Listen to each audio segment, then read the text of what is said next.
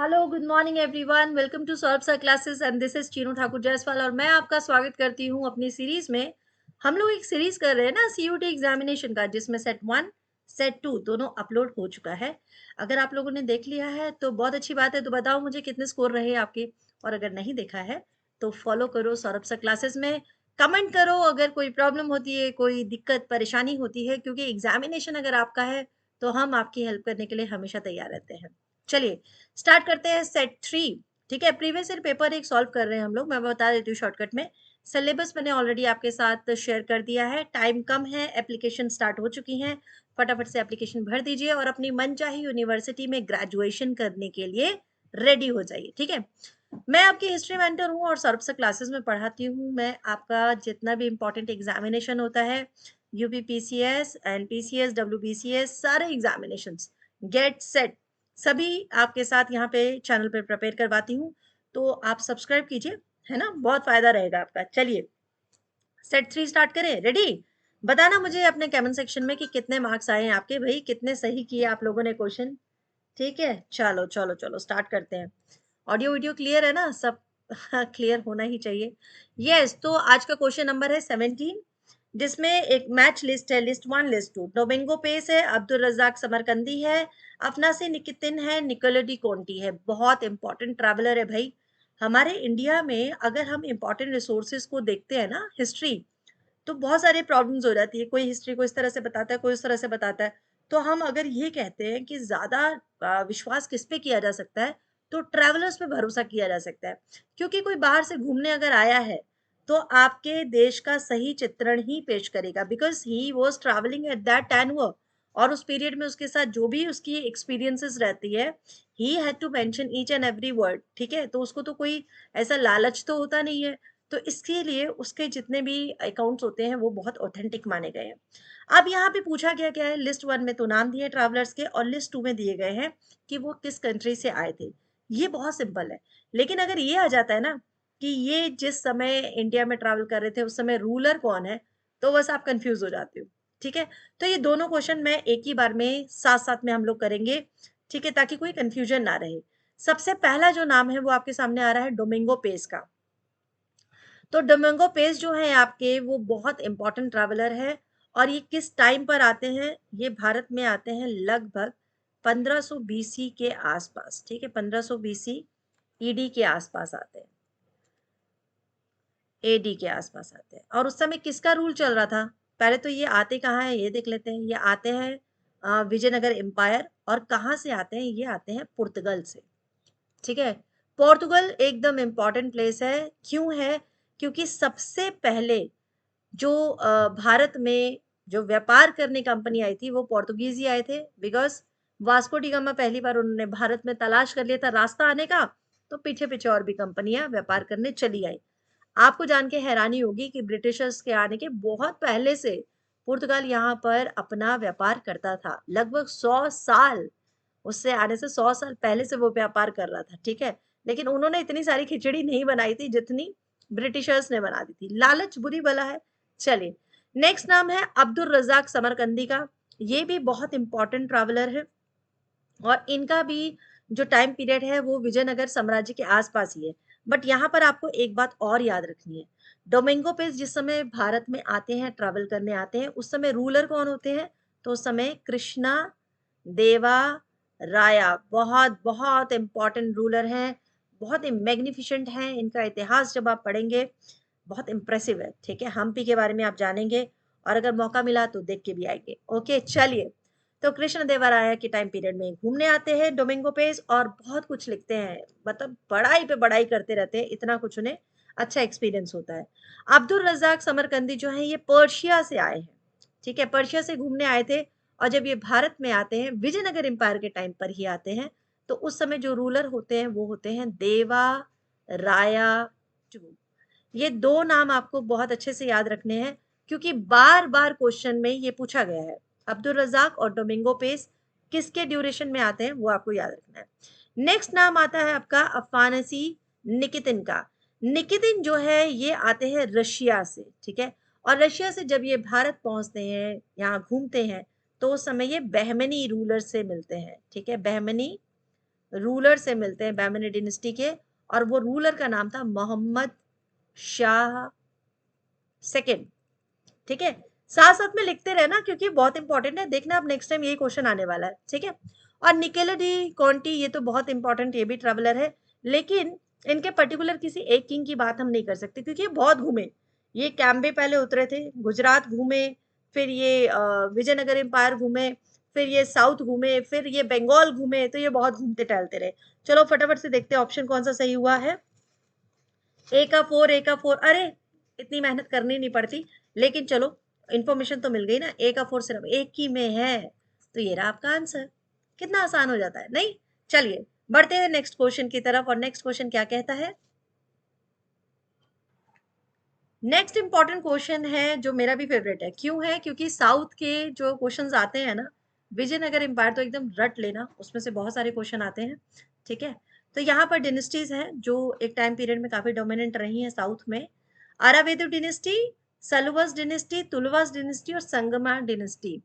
Sangma dynasty को सुन के confuse नहीं होना, ये वो संगमीरा वाला बात नहीं हो रहा है। ठीक है, यहाँ पर बात हो रही है एक डिनेस्टी है। ओके, सो अब आप बताइए कि इसको असेंडिंग ऑर्डर में कहा है, यानी सबसे पहले कौन सी डिनेस्टी आई, उसके बाद कौन सी आई, उसके बाद कौन सी आई। मैम असेंडिंग तो हमें पता है, हाँ हाँ मुझे पता है, आपको सब कुछ पता है ना। तो चलो फटाफट से बताओ असेंडिंग ऑर्डर इसका, चलो लगाओ, क्या बताते हो, चलो आंसर बोलो। यस, तो सबसे पहले जो डिनेस्टी आती है कौन सी आती है, सबसे पहला नंबर आएगा संगमा डिनेस्टी का। क्यों? क्योंकि हरिहर और बुक्का, ठीक है, हरिहर और बुक्का ये दो भाई थे, इन्होंने ही साउथ में स्ट्रॉन्ग किंगडम का फाउंडेशन दिया, यानी संगमा डायनेस्टी का फाउंडेशन देते हैं ये। और ये टाइम पीरियड की बात है लगभग 13, जस्ट अ सेकेंड, यस 1336 से 1485 एडी। ठीक है जी, ये है टाइम पीरियड संगमा डायनेस्टी का। नेक्स्ट नाम आता है आपका सल्लू डायनेस्टी। सलुआ डायनेस्टी जो है, सलुआस आपका 1485 से 1505 एडी तक का टाइम पीरियड है। ठीक है, और इस समय कौन से रूलर है, इस समय है नरसिम्हा। जो इंपॉर्टेंट एक दो नाम मैं ले रही हूँ, ठीक है, नरसिम्हा, नरसिम्हा देवराया बोल सकते हैं, एक वो इंपॉर्टेंट थे, और एक थे इमादी, इमादी। ठीक है, ये इंपॉर्टेंट थे, इमादी नरसिम्हा इनका नाम था। चलिए नेक्स्ट आते हैं नंबर थ्री, नंबर थर्ड पे आते हैं तुलवास डिनेस्टी। तुलवास डिनेस्टी को आपको अच्छे से याद रखना है। क्यों याद रखना बताओ तो, देखिए किसको मालूम है, फटाफट से बताओ, तुलवास डिनेस्टी के इंपॉर्टेंट रूलर का नाम बताओ।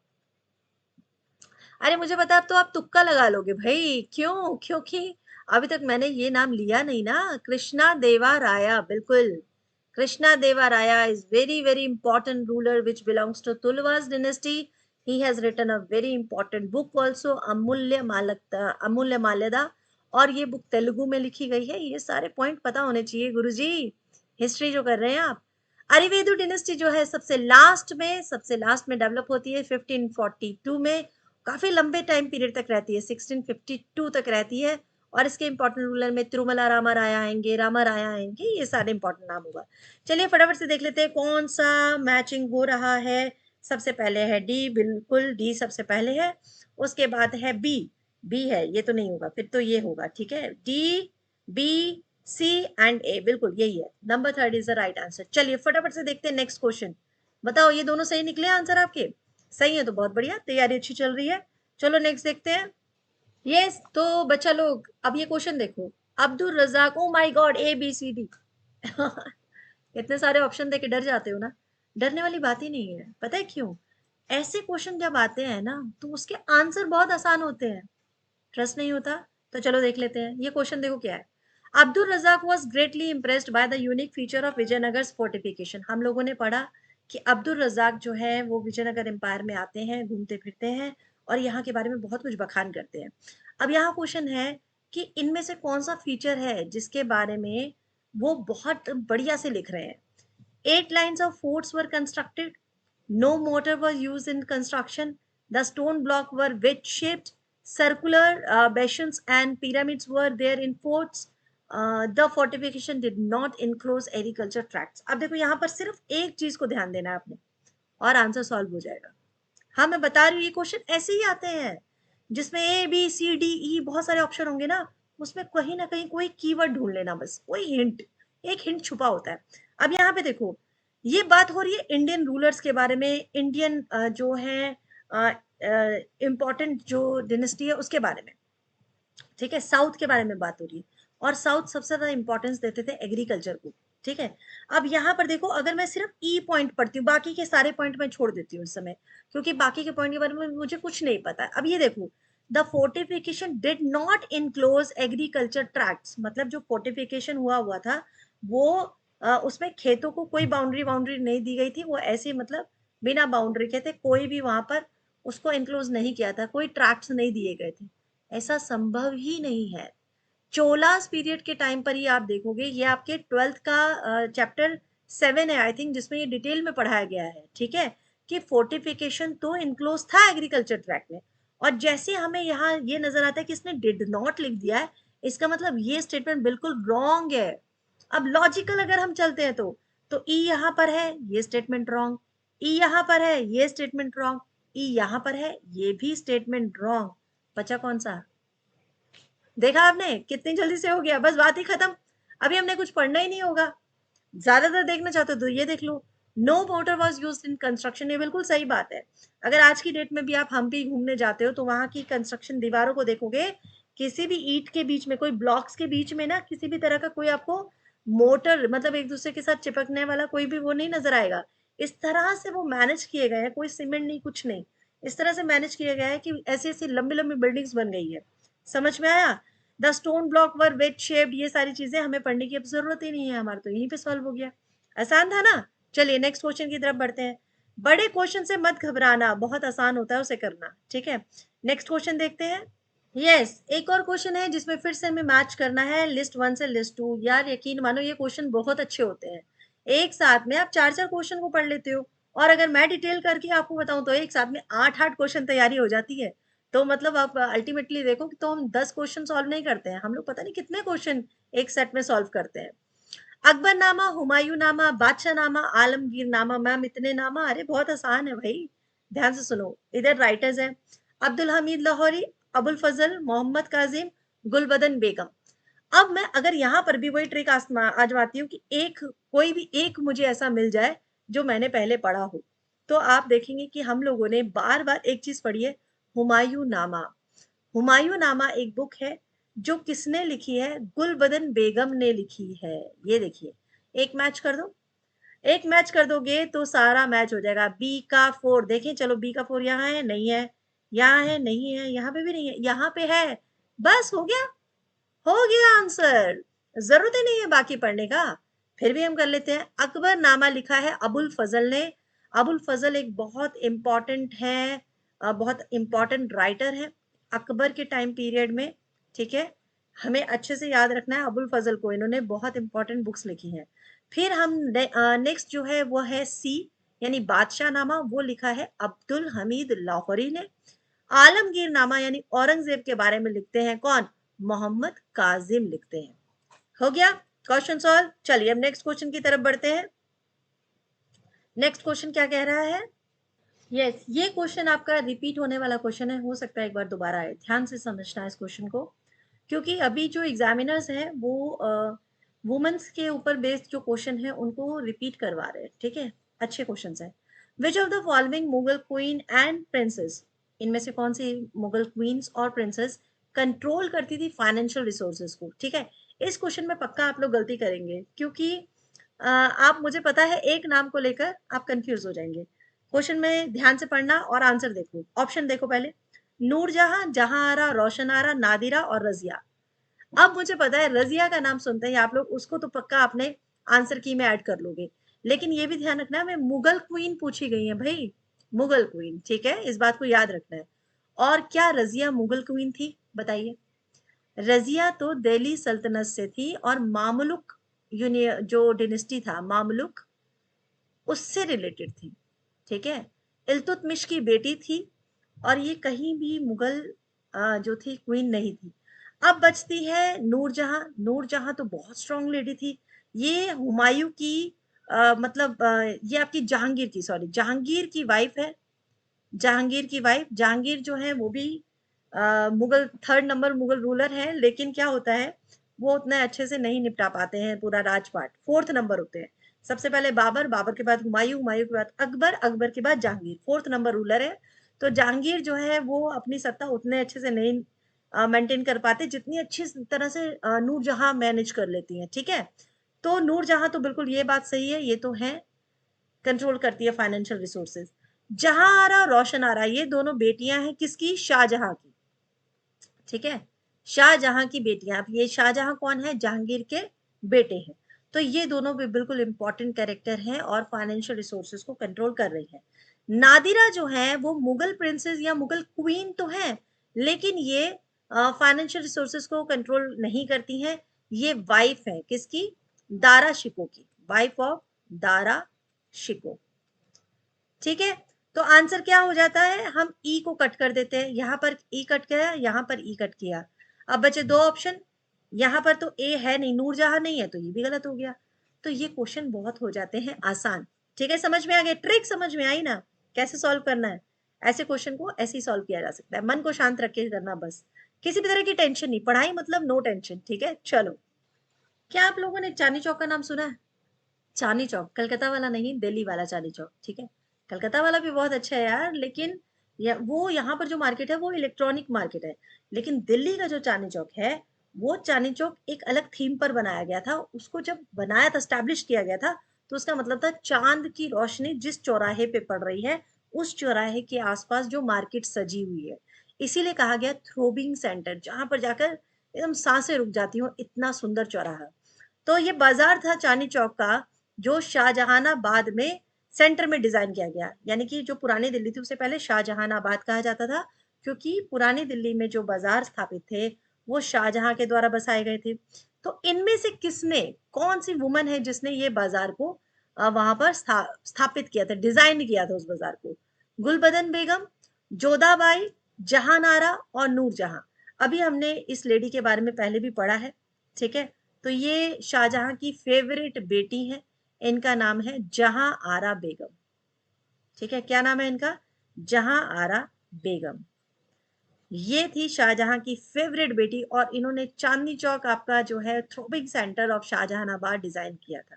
तो आपका राइट आंसर हो जाएगा थर्ड नंबर, ठीक है।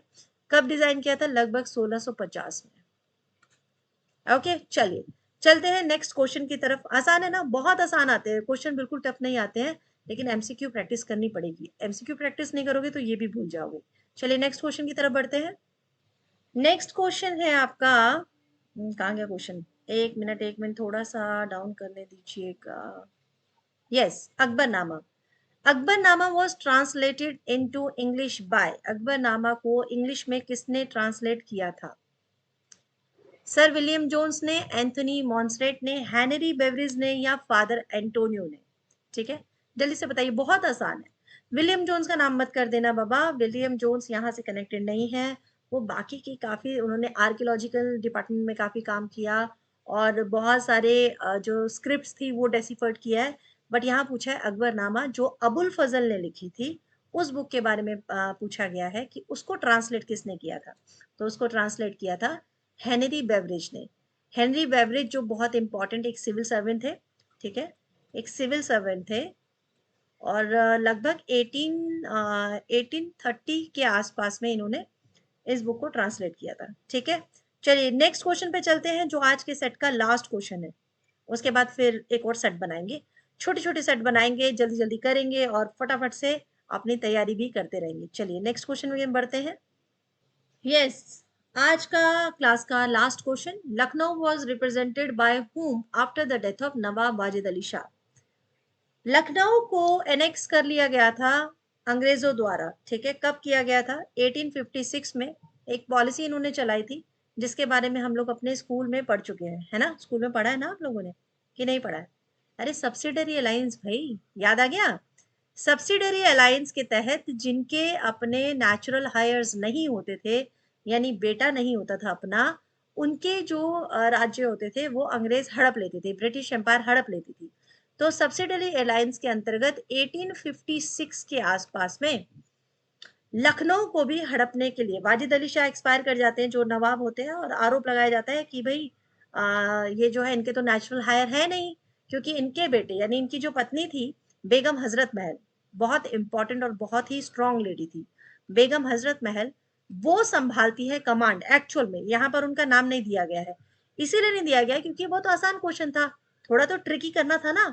तो बेगम हजरत महल का जो बेटा होता है, जो उनका सन होता है, वो कौन होता है? उनका सन होता है बिरजिस कादिर, बिरजिस कादिर। ठीक है, तो आंसर क्या होगा इसमें? नंबर 3 बिरजिस कादिर।